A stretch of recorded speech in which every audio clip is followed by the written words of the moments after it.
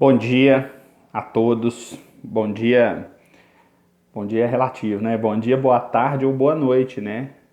Acho que isso aí vai depender do momento em que você está assistindo esse vídeo, não é verdade?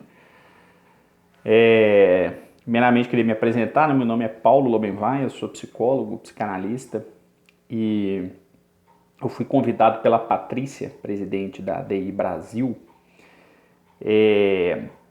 para participar da campanha que culmina aí nesse congresso, né, que vai ser um congresso virtual, né, pela campanha do Maio Roxo, não é verdade? O Maio Roxo que está aí conscientizando, divulgando, debatendo temas relacionados às doenças intestinais inflamatórias, né? Especificamente aí Crohn, retocolite, ulcerativa, né, e algumas outras. E aí nesse sentido é interessante que a gente possa criar esse espaço. Acho que o convite da Patrícia é muito propício, né? Em meio à pandemia do coronavírus, né? Hoje é dia 7 de maio e, e a gente está de fato em meio a dúvidas, né? Todo mundo acho que aprendendo, tentando de algum modo conviver com esse novo momento, né? Tão desafiador para todo mundo. Mas fato é que há uma recomendação que as pessoas não se aglomerem e aí por isso a Patrícia faz esse convite, né, desse congresso que algumas palestras vão ser postadas, né, em plataformas virtuais, e eu fiquei muito honrado com esse convite para que a gente possa aqui debater temas que são de relevância para os portadores das doenças intestinais inflamatórias, né? E aí o próprio tema dessa minha exposição já é algo que a gente pode discutir um pouco, sabe? E faremos isso já num primeiro momento. Aqui em Minas Gerais, eu falo de Belo Horizonte, nós desenvolvemos um trabalho de grupo de apoio psicológico aos portadores das doenças intestinais inflamatórias, também em parceria com a Patrícia, na época ela era presidente da Associação Mineira de Doenças Intestinais Inflamatórias. Então nós temos aí algum tempo, né, alguma caminhada já nesse circuito e alguns pacientes também em meu consultório, a gente faz uma caminhada legal assim nesse campo analítico, psicoterápico já, sabe? Há alguns anos. E aí a Patrícia me faz esse convite e eu de pronto recebo o tema que dizia do luto ao recebimento da notícia, né, do diagnóstico da doença intestinal inflamatória. É curioso, né, que se a gente tivesse aqui de repente um assistente técnico, assim, né, um editor de vídeos e que tem experiência aí nesse campo do audiovisual, ele poderia colocar aqui algumas imagens agora, sabe, para facilitar a leitura do próprio tema e os tópicos que a gente vai avançando. Mas à medida que isso não é, não é a nossa realidade no momento, e eu também não tenho essa expertise, eu vou aqui tentando ser o mais pedagógico possível, o mais didático possível na minha fala para que a gente vá caminhando junto, sabe? Então, o primeiro ponto que eu gostaria de debater é justamente esse tema, né? Será que é um luto que acontece quando o sujeito recebe o diagnóstico? E aí, esse primeiro momento era essa a proposta, né? Fases do luto. Mas, num segundo momento, há uma ressignificação desse processo e algumas pessoas que inclusive, definiram os temas disseram, não acho que se trata de um luto, acho que é mais uma fase de aceitação. E achei isso muito interessante, assim, né? Mudar o nome de luto para aceitação. E é curioso que a aceitação ela talvez fosse o último estágio do luto, né? Se fôssemos dividir de maneira bem caricatural, né? Cada uma dessas etapas. Então a verdade é que eu ainda não estou muito bem convencido se é um luto ou se é um processo de aceitação. Talvez seja um pouco dessas duas coisas, sabe? Eu acho que podemos estar enlutados por várias questões, não só pela morte, né? Estamos enlutados com uma demissão, estamos enlutados com o término de um relacionamento, estamos enlutados também quando recebemos um diagnóstico. E eu acho que essa fase do luto, essa fase da aceitação tem a ver com um processo de simbolização, em um processo que tem a ver com isso, assim, né? Uma construção subjetiva, uma construção de dar significação àquilo que nos angustia. E aí é interessante que, se a gente for pegar referências literárias no campo da psicologia, não necessariamente até da psicanálise, mas quando a gente fala da psicologia de um modo geral, é muito comum que se divida essa fase de aceitação, essa fase do luto, em 5 etapas diferentes. E eu decidi aqui falar um pouco dessas etapas, principalmente pela democratização desse saber, porque essas etapas circulam muito na internet, né? Inclusive eu recebi algumas referências que diziam respeito a isso, assim. Que as pessoas costumam ter mais acesso. Então é legal um pouco a gente desmistificar essa coisa dessas etapas e tentar entender do que se trata isso de fato.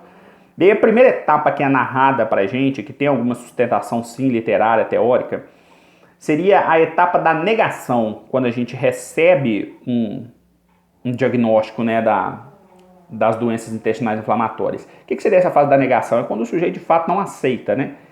Continua levando a vida dele normalmente, como se aquilo não fosse relevante, como se aquilo não fosse acometer, não fosse significar um mal para a vida dele. Enfim, de fato ele não quer acreditar naquilo. E normalmente essa fase ela é interrompida com a primeira crise efetiva, né, que o sujeito tem.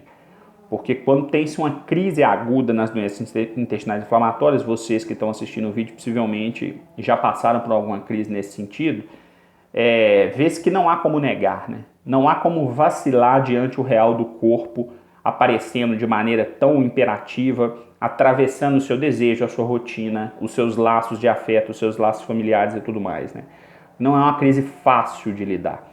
Mas fato é que a negação é uma saída, é um processo, né? Assim, faz parte desse entendimento.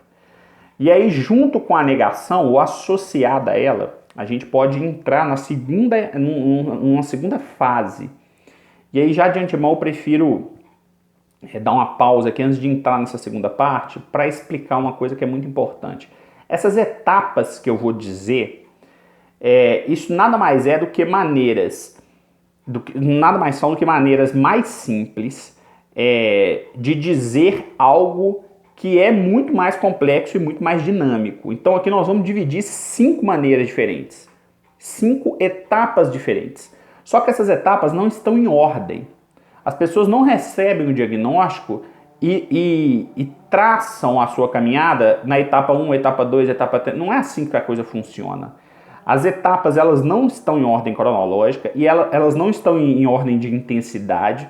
E nem é desejável que o sujeito saia da primeira e chegue na quinta. Não é disso que se trata. Nem todas as pessoas passam por essas etapas, nem todas as pessoas vivenciam todas essas etapas e nem tem que vivenciar. Acho que cada um vai receber essa notícia, esse diagnóstico, que de fato vai imprimir uma série de mudanças reais na vida do sujeito, além desse campo da realidade, da convivência, das escolhas profissionais, acadêmicas, familiares e tudo mais, existe algo da elaboração do próprio corpo, assim, né? Do incômodo com isso que nos apresenta uma certa restrição naquele corpo que antes não havia nenhuma outra comorbidade, né? Ou pelo menos, né, se não havia nenhuma outra comorbidade, acho que alguma coisa pode ser uma nova comorbidade, né? Ou uma inédita, não é verdade? E acho que a gente precisa administrar um pouco isso, né? E conseguir elaborar, de novo, repito esse termo que é muito importante, simbolicamente, né? O que significa esse diagnóstico da doença intestinal inflamatória para os sujeitos que o recebem. Então, reiterando, não vamos nos ater ou entender que todos precisam passar pelas 5 etapas que aqui vão ser explanadas. Então, a primeira seria essa ideia de uma negação. Num segundo momento, associada a essa coisa da negação, a gente pode pensar numa etapa da ansiedade. Algumas pessoas vão chamar isso de uma etapa de barganha. O que tem a ver essa ansiedade? Essa ansiedade é um momento crítico em que o sujeito começa a querer fazer coisas sem nenhuma sustentação real para não ter que se haver com o seu diagnóstico. E aí o sujeito, por vezes, muda de profissão, muda de faculdade, vai fazer outra faculdade, abandona todos os laços que havia feito anteriormente para viver coisas novas, assim. De algum modo, essa ansiedade põe o sujeito a trabalhar, só que é um trabalho desordenado, né? Acaba se lançando muitos tiros assim equivocados em direções que não tem muito a ver com o desejo do sujeito, que, como eu disse, né, não tem uma uma sustentação no real, assim, né? Uma sustentação da própria libido, da realização do sujeito, né? Isso acaba se tornando, então, ineficaz como uma estratégia, né, de conseguir lidar com esse diagnóstico. Num terceiro tempo, num terceiro momento, uma terceira etapa que a gente pode dizer, a gente pode pensar que se abate uma raiva ali sobre o sujeito. O que seria essa raiva? Eu acho que a raiva ela tem um lugar no nosso campo libidinal e pulsional, sabe? No nosso campo energético. Eu acho que a raiva ela tem um lugar muito precioso. Inclusive, é importante que a gente consiga saber administrar isso, né, de algum modo. E a raiva, ela aparece sim, aparece uma raiva contra uma possível divindade, né, que deixou com que aquilo acontecesse comigo. E por que deixou que aquilo acontecesse comigo? Porque eu fui o escolhido para ter essa doença, né? E de algum modo, esse momento da raiva, ele canaliza a causalidade do diagnóstico para um outro. Seja esse outro qual for, né? Acho que eu digo aqui essa sensação divina, né? Que a culpa pode ser de Deus, e de fato algumas pessoas vão elaborar isso, mas tem sempre uma raiva de um outro. Às vezes é um médico que não soube diagnosticar no momento correto, e tá aí também, né, a importância do Maio Roxo, né? Porque de fato o desconhecimento das doenças intestinais inflamatórias, eles não dizem respeito só ao senso comum e à sociedade civil como um todo. A própria classe médica, os trabalhadores da saúde, de um modo geral, não conhecem esse diagnóstico. A gente precisa admitir isso. Talvez por isso é tão importante que saibamos divulgar esse saber, né?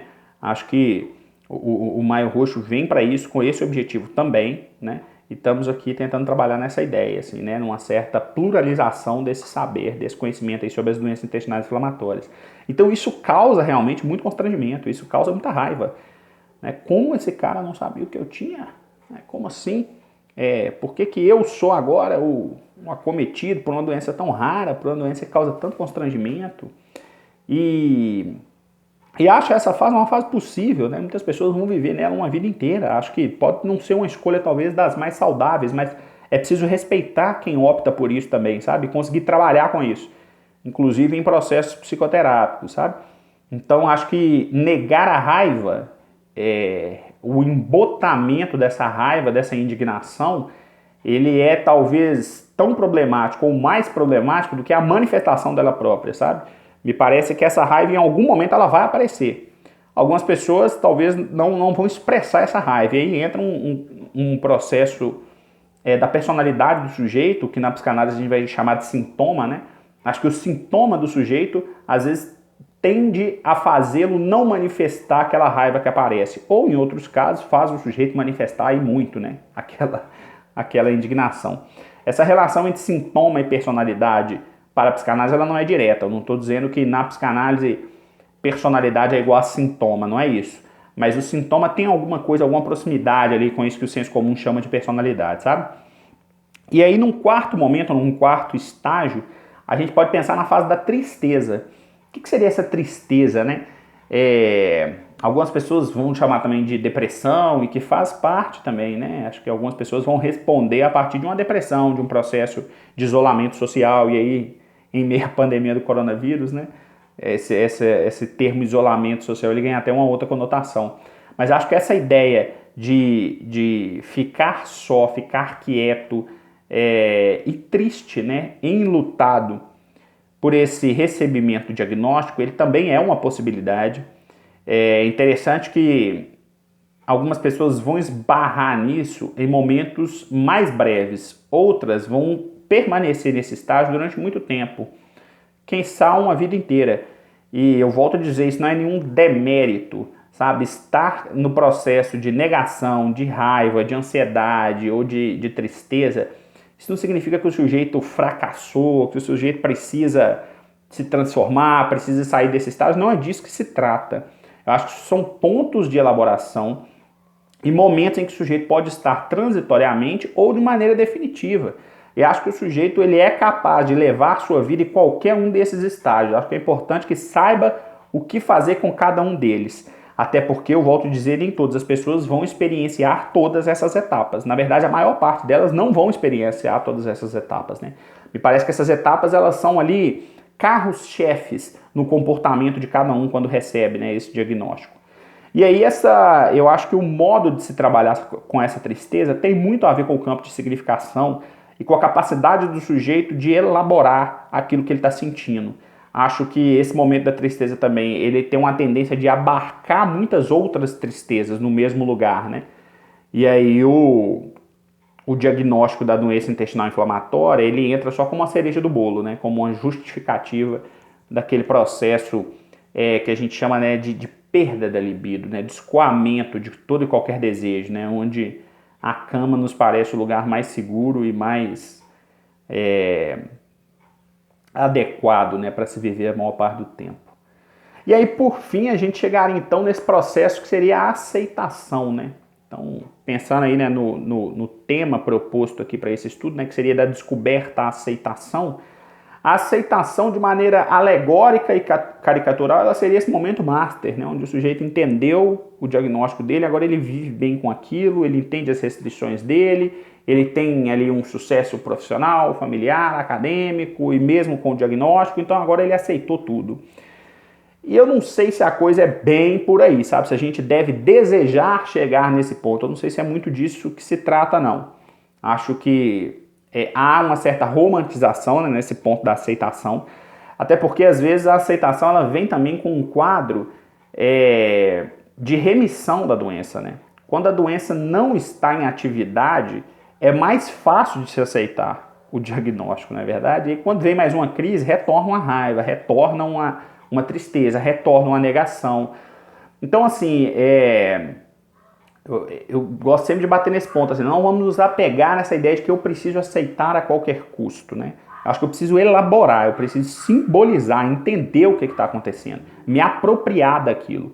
E me apropriar quer dizer conhecimento técnico, científico, quer dizer respeito às minhas limitações, quer dizer uma série de coisas que às vezes tem a ver ou não com esse campo da aceitação. Até porque, por vezes, o desejo de aceitar de uma vez a doença, ele se confunde com o processo da negação, sabe? É como se o sujeito entendesse o discurso, implementasse uma série de rotinas em sua vida e dissesse, eu aceitei.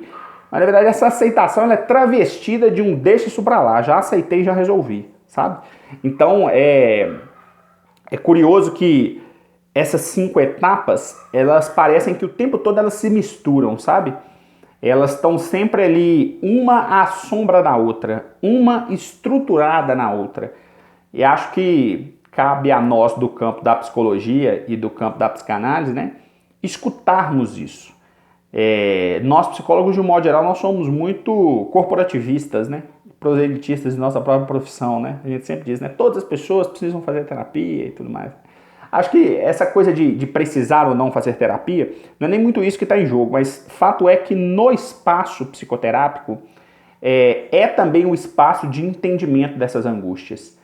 É o espaço em que a gente consegue fazer uma interlocução entre várias coisas que transbordam ao nosso psiquismo e que se manifestam de maneira indesejada no nosso cotidiano, né? Talvez o nosso comportamento, os nossos pensamentos, eles sejam efeitos dessa economia psíquica, né? Algo que nos angustia, que nos dá prazer, que nos dá desprazer e que a gente fica batendo cabeça. Acho que todas as pessoas batem cabeça com isso, assim, né? Com a sua própria angústia, com a construção que foi feita ao longo de uma vida inteira. Isso é muito importante de se ressaltar.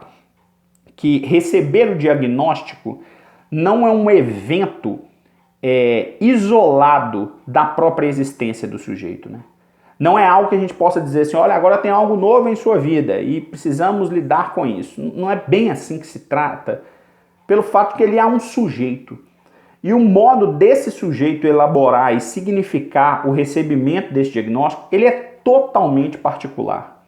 Não há como eu utilizar técnicas semelhantes, intervenções semelhantes, escutas parecidas de um paciente para outro, porque são pacientes completamente diferentes, são experiências completamente diferentes e o modo com que o sujeito simboliza esse recebimento do diagnóstico da doença intestinal inflamatória é sempre muito particular.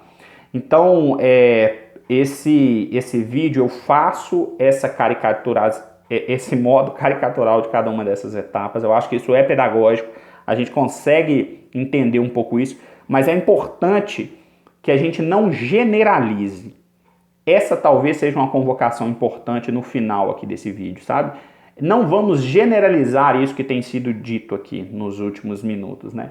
Não é dizer que todas as pessoas passaram por isso, que cada um precisa entender a sua aceitação, nem nada do tipo. Acho que os processos são individuais. Mas essa caricatura, ela ajuda a entender um pouco sentimentos comuns quando as pessoas recebem esse diagnóstico. Acho que deu para entender, né? Mais ou menos. Tentei fazer essa divisão aqui também dizendo, né? A partir da palavra, né? Primeira etapa, segunda etapa, terceira etapa e tudo mais, enfim. Tomara que vocês tenham conseguido entender. O meu nome eu vou repetir, né? É Paulo Lobenwein, eu sou psicólogo clínico, sou psicanalista em Belo Horizonte. E aí vou deixar também o meu contato, né? Que é o 985952013.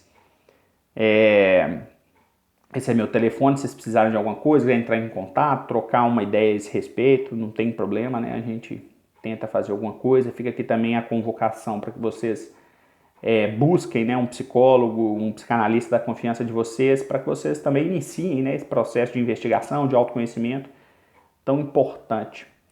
Tá bom? E de resto, agradecer novamente a Patrícia, ADI Brasil. Foi um prazer poder falar brevemente aqui sobre esse tema para vocês e participar dessa campanha do Maio Roxo, que eu acho tão importante para tantas pessoas no Brasil e no mundo todo, né?